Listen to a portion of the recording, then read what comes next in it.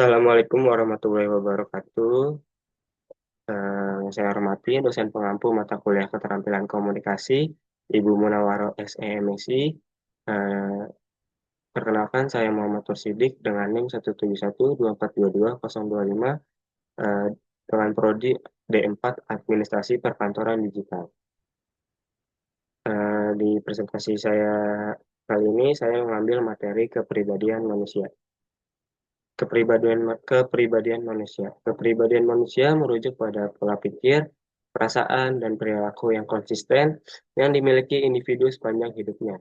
Kepribadian mempengaruhi cara seseorang berinteraksi dengan orang lain dan cara mereka merespon situasi tertentu. Pengertian komunikasi. Komunikasi adalah proses penyampaian pesan, informasi, ide, atau gagasan dari komunikator atau pengirim kepada komunikan atau penerima melalui media tertentu untuk mencapai tujuan bersama atau saling pengertian. Misalnya kayak WhatsApp, email, dan lain sebagainya.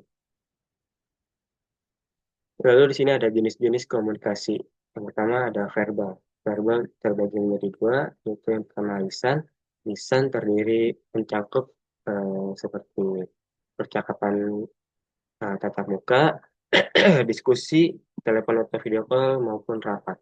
Contoh komunikasi verbal di tempat PKL seperti briefing dari supervisor apabila ada kerjaan, lalu diskusi dengan rekan kerja apabila kerjaan tersebut harus didiskusikan ke rekan kerja. Lalu yang kedua di sini ada tertulis. Tertulis mencakup seperti email, chat atau WhatsApp maupun laporan.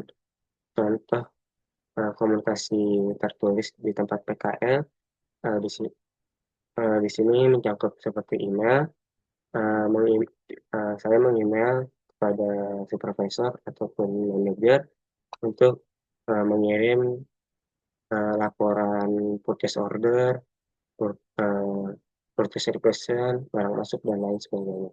Lalu yang kedua di sini ada interpersonal, yang dimana interaksi antar pribadi yang berlangsung secara dialogis antar satu komunikator dengan satu komunikan. Jadi uh, interpersonal di sini dibagi beberapa mencakup beberapa, yaitu yang pertama ada diskusi pribadi dan juga percakapan antar dua orang. Contoh komunikasi interpersonal di tempat PKL saya yaitu seperti konsultasi dengan supervisor apabila ada kerjaan, ada revisi yang harus direvisi, dan juga koordinasi dengan satu rekan kerja apabila ada hal yang harus uh, direvisi oleh rekan kerja. Lalu di sini ada komunikasi kelompok, yang dimana komunikasi yang terjadi dalam kelompok kecil. Komunikasi kelompok mencakup eh, rapat tim dan juga diskusi kelompok. Contoh komunikasi kelompok yang ada di tempat kerja saya yaitu kayak meeting dengan tim purchasing, tim gudang, dan juga tim finance. Lalu di sini ada mengapa kepribadian penting.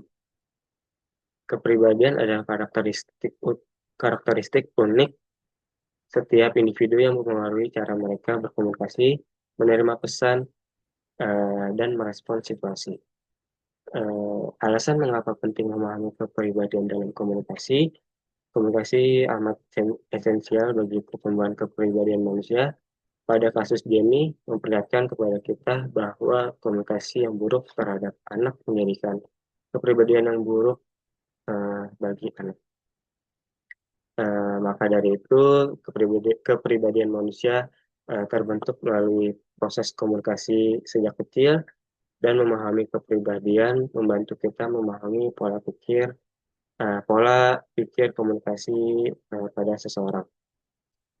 Lalu di sini ada setiap individu memiliki cara komunikasi yang berbeda.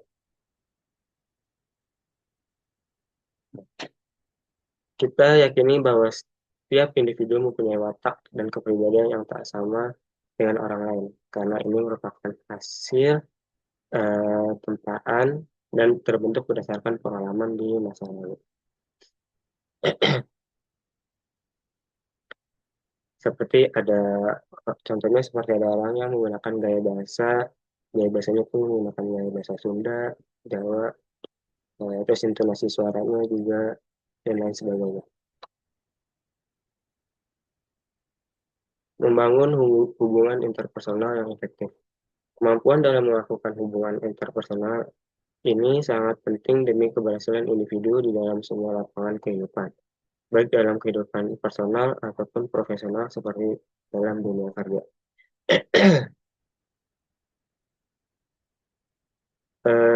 Contoh eh, membangun hubungan interpersonal yang efektif, eh, apa, di tempat kerja teknik saya, yaitu seperti supervisor dengan kepribadian yang suportif, eh, yang dan komunikasi lebih terbuka dan yang dialogis.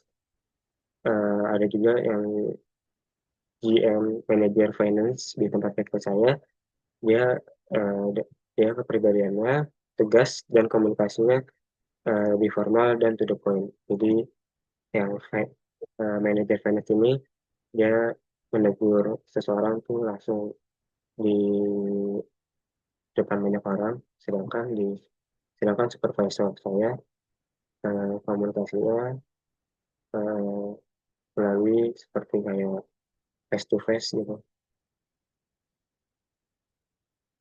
Sekian presentasi dari saya.